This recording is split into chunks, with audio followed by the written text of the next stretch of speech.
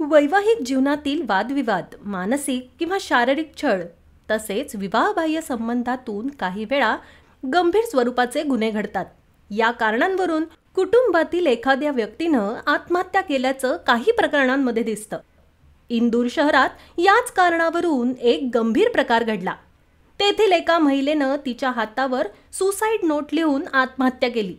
या महिलेच्या आत्महत्येला तिच्या पतीचे विवाहबाह्य संबंध तसेच त्याच्याकडून होणारा छळ कारणीभूत असल्याचं समोर आलं आहे.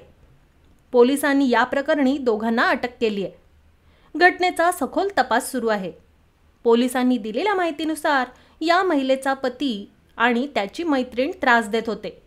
त्यामुळे तिनं टोकाचं पाऊल उचलण्याचा निर्णय घेतला. तथापि तेजाजीनगर पोलिसांनी या प्रकरणी मृत महिलेचा पती आणि त्याच्या प्रेयसीविरुद्ध गुन्हा दाखल केला आहे. तसेच त्या दोघांना अटक करण्यात आली आहे.